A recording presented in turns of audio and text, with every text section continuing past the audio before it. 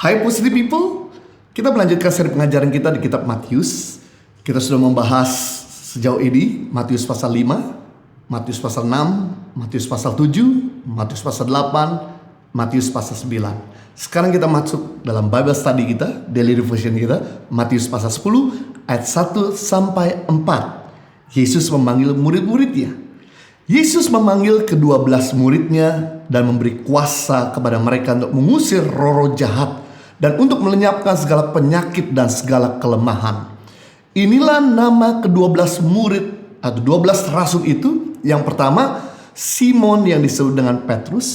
Yang kedua, Andreas saudaranya. Yang ketiga, Yakobus anak Zebedeus. Yang keempat, Yohanes saudaranya. Yang kelima, Filipus. Yang keenam, Bartolomeus yang dikenal dengan Nathanael dari Nazaret. Bisa dilihat dalam Yohanes pasal 1 ayat 45 sampai 51. Yang ketujuh, Thomas. Yang kedelapan, Matius pemungut cukai, penulis kitab Matius.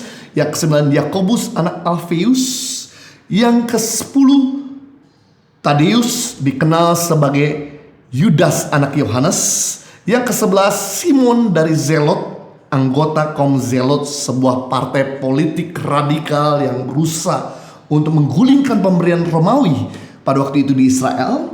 Dan yang ke-12, Yudas Iskariot yang mengkhianati dia.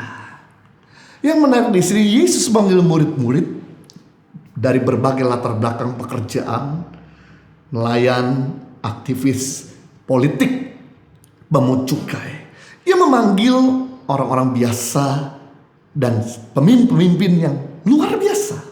Ia memanggil orang yang kaya maupun yang miskin. Bahkan dia memanggil murid itu yang berpendidikan maupun yang tidak berpendidikan. Yesus memanggil siapa saja, tidak peduli betapa berartinya orang tersebut. Apabila Anda merasa kecil, tidak berguna, ingat, Allah ahlinya memakai orang biasa untuk melakukan pekerjaan yang luar biasa. Prinsipnya adalah apakah Anda mau mengikuti dia atau tidak.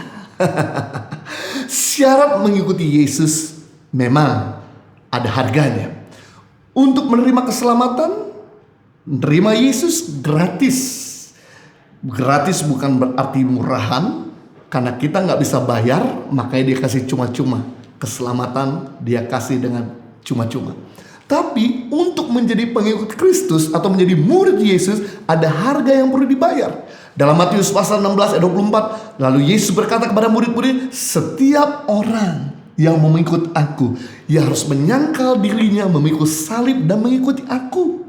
Berarti murid-murid tahu, ikut Yesus bukan selalu jalan ke atas, harus siap direndahkan. Ikut Yesus bukan selalu pintu terbuka, siap pintu ditutup.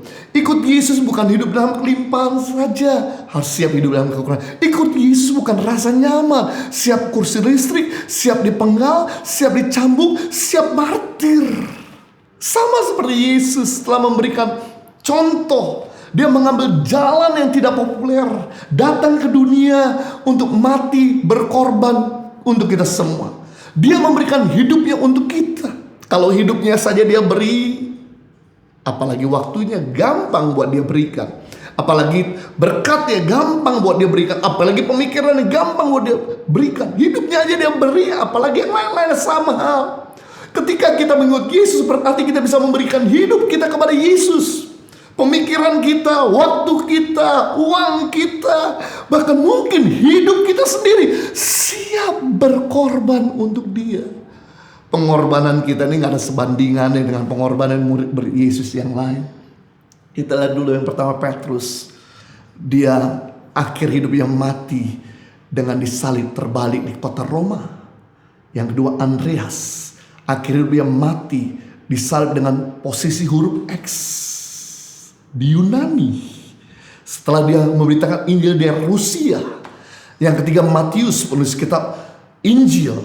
Dia matinya disiksa, kemudian dibunuh dan digunakan tombak di daerah Ethiopia.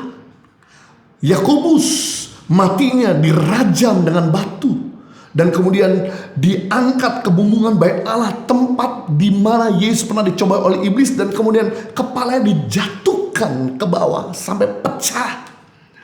Tapi yang menarik, ditemukan bahwa lutut Yakobus seperti lutut onta, tebal, kapalan, karena sering berdoa.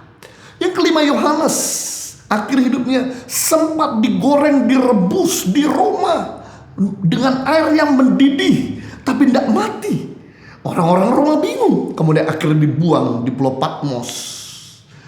Dan kemudian yang keenam, Filipus akhir hidupnya disalib terbalik dengan posisi kepala di bawah, kaki di atas seperti Petrus. Berikutnya Bartolomeus akhir hidupnya mati, dicambuk di Armenia sampai kulitnya terkelupas.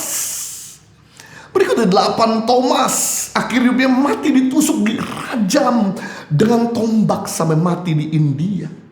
Ke-9, Yudas, saudaranya Yesus, matinya dipanah karena dia tidak mau mengingkari Yesus sang juru selamat. Hidup kita ini gak sebandingnya penderitaan yang kita alami. Hanya cuma karena kekurangan duit, hanya cuma karena orang menyakiti kita. Yang kita perlu lakukan, mari ikut Yesus. Kita siap menyangkal diri dan pikul salib. Yang menjadi pertanyaan adalah, kenapa Yesus bersiap pilih murid-murid? Padahal Yesus bisa mengerjakan sendiri. Karena kita harus pahami, visi yang asli atau visi yang datang dari atas, dari Tuhan, selalu lebih besar dari kemampuan kita dan lebih panjang dari usia kita. Visi yang murni atau visi yang dari atas selalu lebih panjang dari usia kita, lebih besar dari kemampuan kita. Waktu Abraham dapat visi seperti bintang di langit, pasir di lautan. Tapi akhir hidup Abraham cuma lihat satu bintang, satu pasir, Ishak dan Ismail.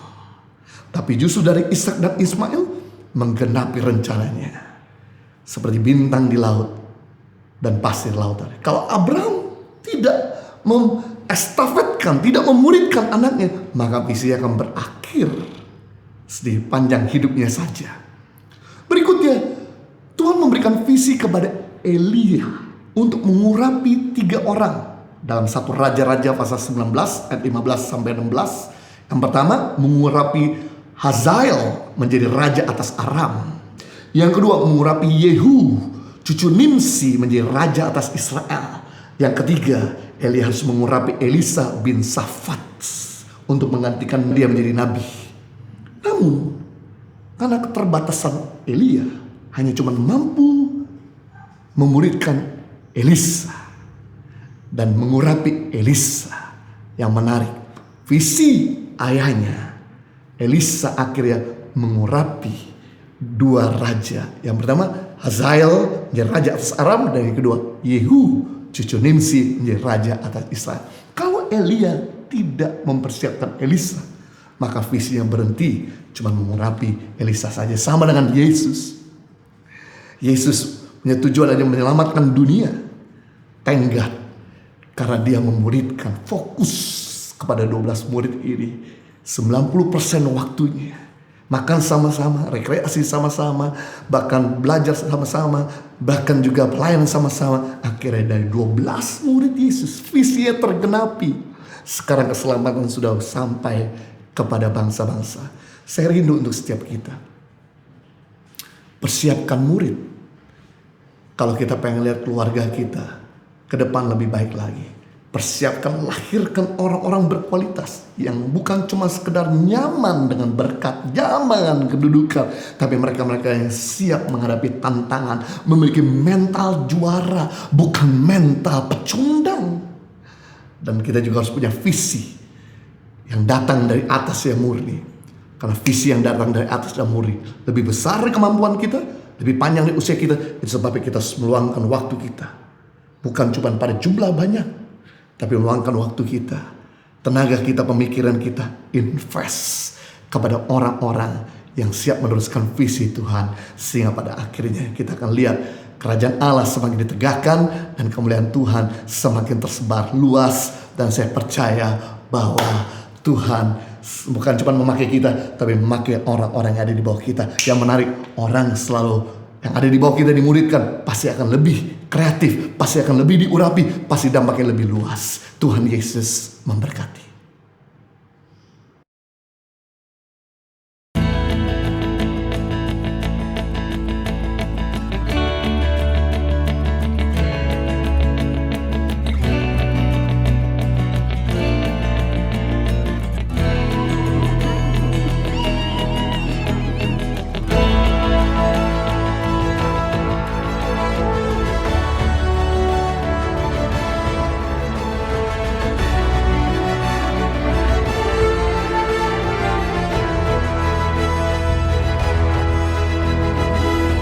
Suka duka, perjalanan tangan pengharapan dalam membangun pendidikan di pelosok tanah air Indonesia.